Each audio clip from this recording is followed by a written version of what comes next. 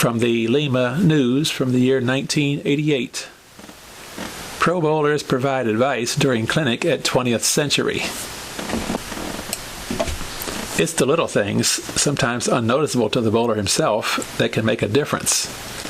And who better to give advice and point out small problems than a professional? From proper balance to the correct equipment to converting spares, Professional Bowlers Association Tour members Joe Berardi, Dave Ferraro, Dave Sutar, and Tom Baker offered advice and instruction to approximately 80 bowlers during an exhibition sponsored by General Dynamics at 20th Century Lanes Saturday afternoon. The pros spent almost 4 hours with General Dynamics employees and spouses in a clinic, and then rolled off in a 3-game exhibition against 5 GD bowlers, or General Dynamic bowlers. Berardi, who turned pro at age 18, says balance is a big key. Amateurs basically have the problem of balance at the foul line. They don't know how to distribute weight at the foul line with proper balance, he said. Unfortunately, bowling doesn't have the teaching staff of golf, but these clinics are a great benefit and can help them. Berardi will be shooting for his 10th title of his career when the fall tour begins in 5 weeks. After taking time off the tour from 1984 to 86, he has been able to revive his game. It's been a very productive year. He had amassed $51,310 through April, and I've regained my confidence. It took some time off, and it took me a while to get acclimated, but I made a change and I practiced, he said. The next title is very important. It will be my 10th, and it's not easy to win 10 titles anymore, Berardi added.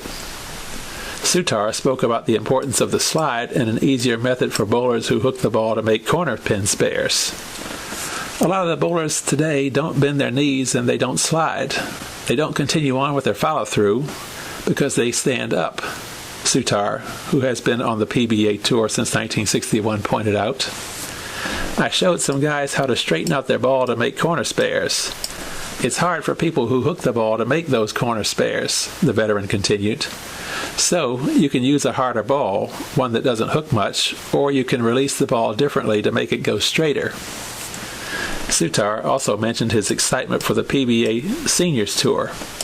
The 1961 PBA national champion, who has won 17 career PBA tournaments, will be able to join the tour in 2 years. They haven't been really pushing it, Seniors Tour, but I think they will start. The senior thing seems to be becoming the big thing, Sutar, 48, said. Within the next 6 years, a lot of great bowlers will be eligible, and maybe they will start bowling again. Sutar, whose wife Judy is on the Women's Pro Tour, added, I would like to see some of my old bowling buddies again, those great bowlers from the mid-60s and early 70s. Baker stressed that improper fit of a ball is a downfall for amateur bowlers. The first thing is to make sure the ball fits good. Lots of bowlers here seem to have overspanned balls, that is, the span between holes, he said. The second thing is timing. 4 steps, and make sure you end up in proper position, he added. Release is probably the biggest fine point of bowling. Once you get the approach and timing down, proper release is the next step. This year has been a rough one on the PBA Tour for Baker. A nagging wrist injury has forced him to make a switch in his game, and he has lost some power on the ball. But the veteran is adjusting. One of the changes was I had to have a shorter grip to almost conventional, and it's making me spin the ball more than I'm used to, and I'm not getting the power as in the old days.